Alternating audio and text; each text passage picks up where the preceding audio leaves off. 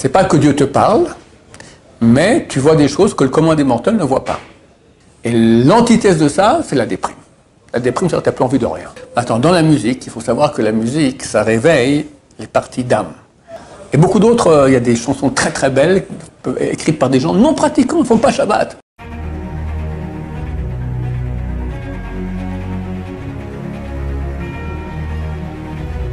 Ok, on me demande de parler un peu de la musique. Music is on the way. La musique dans la Torah. Le Gaon de Vilna a dit, le Gaon de Vilna, c'est le génie de Vilna. On l'appelle le Gaon, le génie. Quand on dit ce nom-là, on sait de qui on parle. Rabbi Léo de Vilna vivait environ 300 ans dans une ville qui s'appelle Vilnius. Vilnius, c'est en Lituanie, la capitale de la Lituanie. Il est enterré là-bas d'ailleurs. Et comme son nom l'indique, il était un génie. Phénoménal. Un des grands Torahs de l'histoire, un des plus grands du monde ashkénaze aussi. Et il a dit que s'il n'y avait pas eu la Torah, il aurait étudié la musique. La musique, c'est la chose la plus spirituelle, la plus haute qu'il y a après la Torah. Moins que la Torah. Et c'est clair que la musique, ça réveille l'âme. C'est quelque chose de très très beau. C'est vraiment divin. Divin ou impur. Je ne sais plus aujourd'hui comment on appelle certaines musiques, d'accord, mais quand j'étais jeune, il y avait du heavy, hard rock, metal rock, d'accord. Bon, c'est pas tout à fait ce qui va susciter chez nous les sentiments divins d'amour de Dieu. Mais on voit dans la Bible elle-même les prophètes. C'est quoi être un prophète? Et on a eu 48 prophètes, hommes, et 7 prophétesses femmes, qui sont cités donc dans la Bible.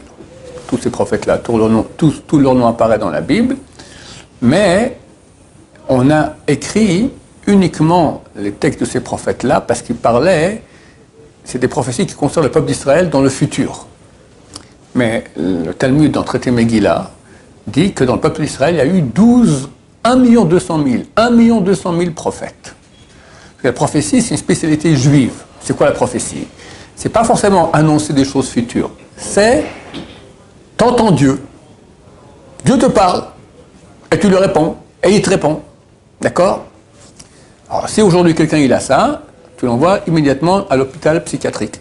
D'accord? Il y en a. C'est une maladie courante. Comme ça, de croire qu'il est le type, il est le Mashiach. D'accord? Beaucoup de gens, les gens croient que je suis le secrétaire du Mashiach, parce que je parle beaucoup du Mashiach. Chaque type qui est un peu, qui a une maladie psychiatrique de ce genre-là, qui croit qu'il est le Mashiach, il m'écrit. Des fois, je mets en contact les deux, débourvés entre eux. Des fois, ils viennent de mon bureau, d'accord? On dit, vous croyez que c'est moi ou pas? Même des non-juifs, d'accord? Laisse tomber. La première chose que Mashiach doit être, c'est connaître toute la Torah. Alors celui qui connaît toute la Torah, qui vient me voir après, on pourra commencer à discuter, d'accord? C'est la condition préalable. Alors, non, mais peut-être que Dieu va leur enseigner toute la Torah en une nuit. Ils seront toute la Torah comme ça, donc ça peut être moi. Non, d'accord?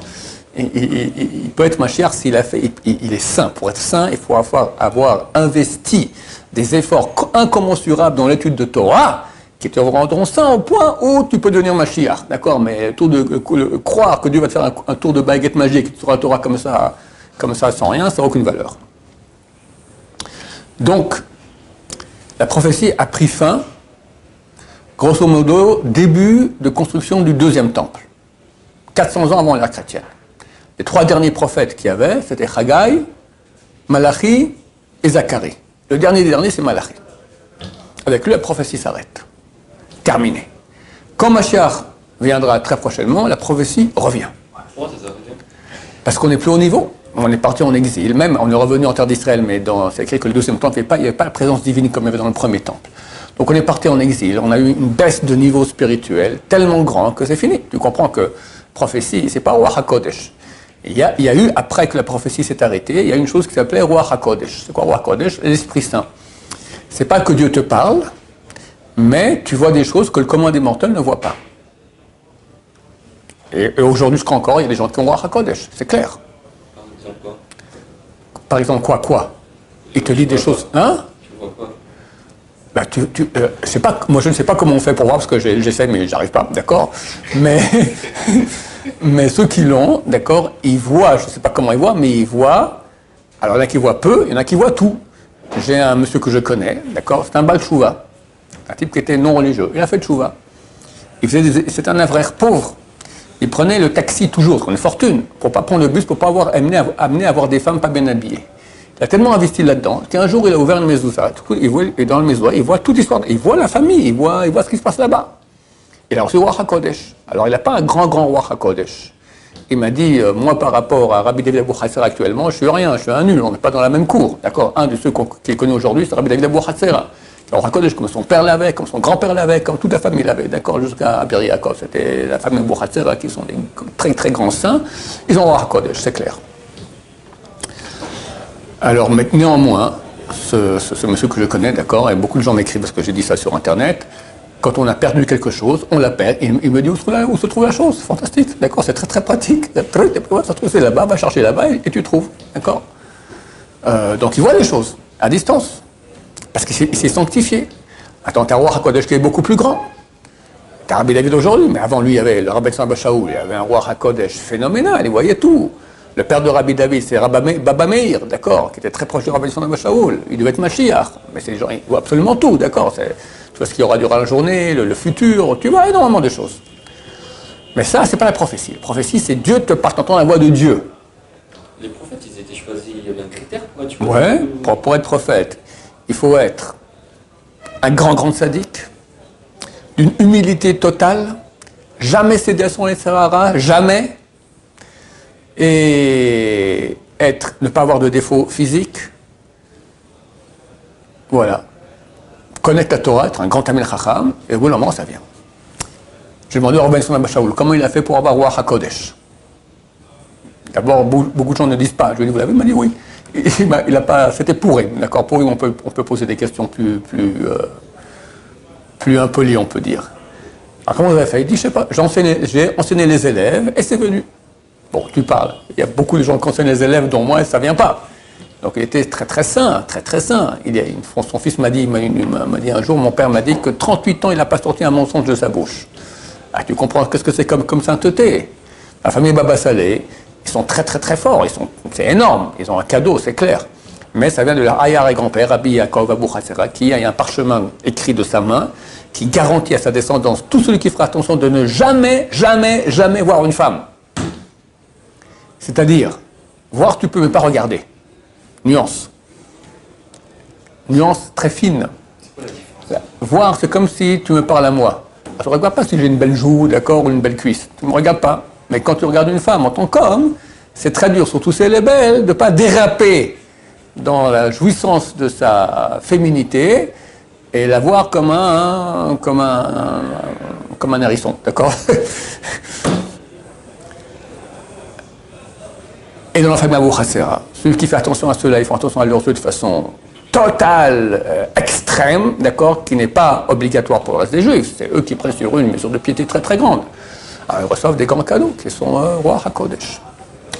Donc, nous venons arriver à la musique, d'accord. Alors, comme on arrive à cela, on parlait des prophètes. Attends, le prophète, une des conditions sine qua non pour que la prophétie vienne, c'est être en joie. Maintenant, pas en joie. Tu regardes un film de, je ne sais pas si vous connaissez Louis de Funès, d'accord, c'était de mon temps, ou de Fernand Reynaud, je ne sais pas ce qu'il y a aujourd'hui. Ça, c'est le contraire de la joie, ça, c'est de la bêtise, d'accord. Joie, c'est marquer une joie grâce à une mitzvah. Quand tu fais une mitzvah avec intention, tu ressens une joie intérieure, qui est la sainteté, qui est une proximité de Dieu. Maintenant, eux, les prophètes, se mettaient en joie de façon artificielle, comment? Avec la musique. Il y a une histoire dans la Bible que il y avait deux rois en Israël. Il y avait le roi du royaume d'Israël et le royaume de Judée. Ils se rencontraient les deux pour voir s'ils partaient en guerre ensemble pour aller faire la guerre contre un ennemi commun. Et le roi de Judée demande, est-ce que tu as un prophète ici qui peut nous dire qu'est-ce qui va se passer? Oui, j'en ai plein, voilà, et tous disent que tout ira très bien. Non, je veux un prophète juif, qui prophétie pas du Moloch ou du Baal, de l'Avodazar, de l'idolâtrie. Je veux Yudke Vavke. Il y en avait un, c'est Elisha, d'accord? Et une fois, il lui dit, tu partiras en guerre, ça va être une déconfiture totale, d'accord? Verdun, d'accord? À la Bérésina. Et l'autre prophète qui n'est entièrement pas d'accord avec lui, je crois qu'il a giflé ou quelque chose comme ça. Et le prophète, Elisha, avant de parler, dit, je ne peux pas parler. parce que j'ai vu la tête de ce faux prophète, ça m'énerve et m'énerve, c'est-à-dire, c'est écrit qu'il ne faut pas regarder la tête de quelqu'un d'un rachat, d'un mécréant. Ça impacte sur nous, les prophètes. Il faut faire attention à ce genre de choses. Alors il dit, il me faut de la musique. Alors ils ont mis la musique comme ça, hop, c'était tout content, hop, ta prophétie est revenue. Donc on voit que la musique, elle a un impact extraordinaire. Il faut savoir que depuis qu'on est parti en exil, les destruction du temple, les sages d'Israël ont interdit d'écouter de la musique. Je m'excuse de vous le dire. Et normalement, il ne faut pas écouter de la musique. On écoute la musique que dans les moments où c'est permis, tels que si c'est Chol HaMoed, pour être en joie, un mariage, une bar mitzvah, une brit milah, Rosh Chodesh, je ne pense pas. Toutes les musiques. Toutes les musiques qui sont mauvaises, il ne faut même pas les écouter du tout. D'accord, on va en parler tout de suite. Mais même une musique bien, kadosh, tout ce que tu veux, non. Pourquoi? Parce que ça met en joie. Et non en tristesse, parce que le temple est détruit. Et tout celui qui prend sur lui le deuil de Jérusalem reverra sa reconstruction, sera en joie de sa reconstruction. Maintenant, les décisionnaires ont écrit qu'aujourd'hui, les gens ont les nerfs fragiles. Et si tu leur interdis d'écouter la musique, ils vont tomber en déprime. Et la déprime, c'est exactement le contraire de ce que Dieu veut.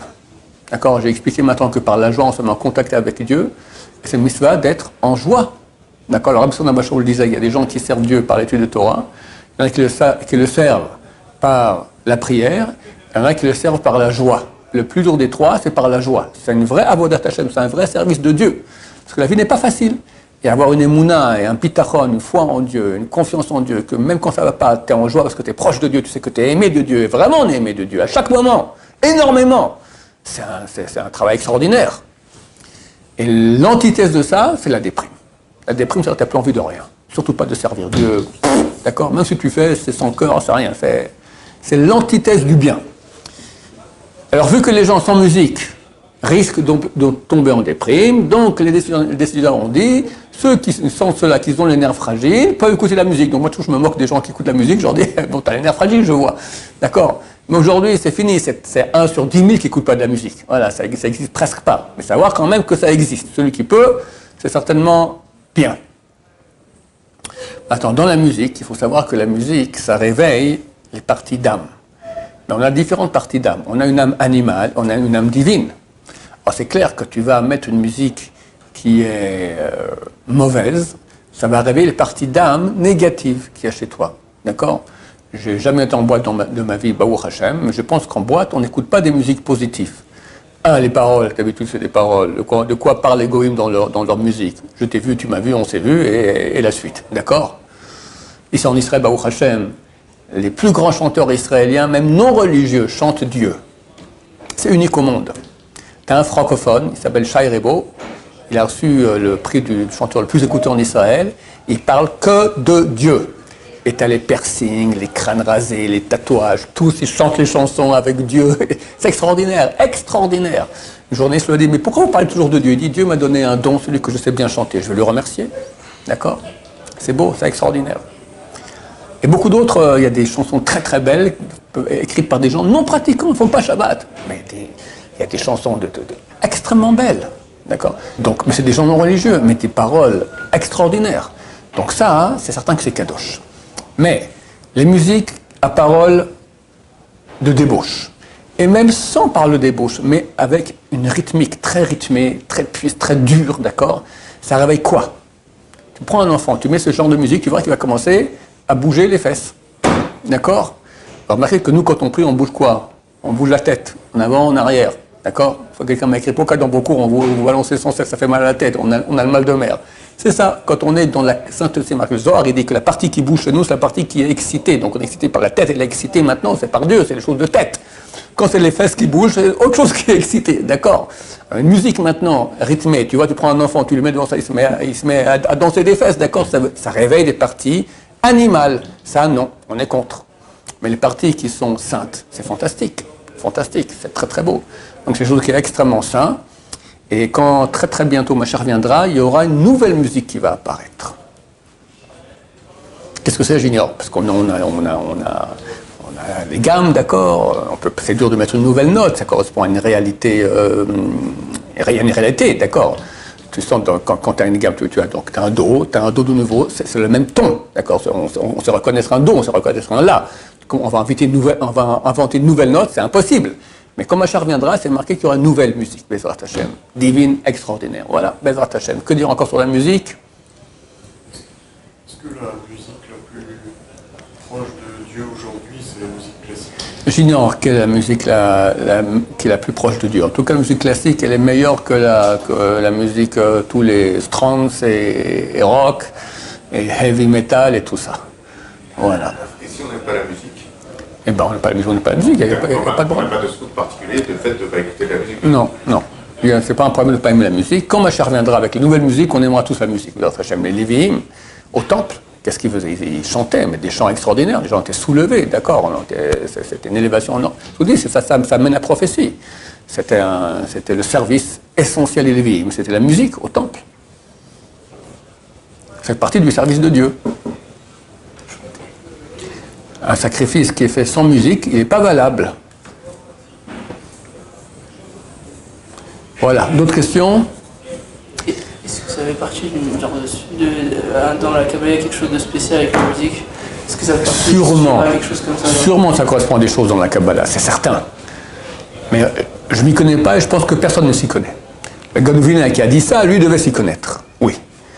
Mais je ne sais, aujourd'hui, on ne sait pas quelle musique correspond à quoi dans les mondes supérieurs de Kabbalah. Mais quand Machar viendra, la Kabbalah aussi, elle va devenir beaucoup plus profonde.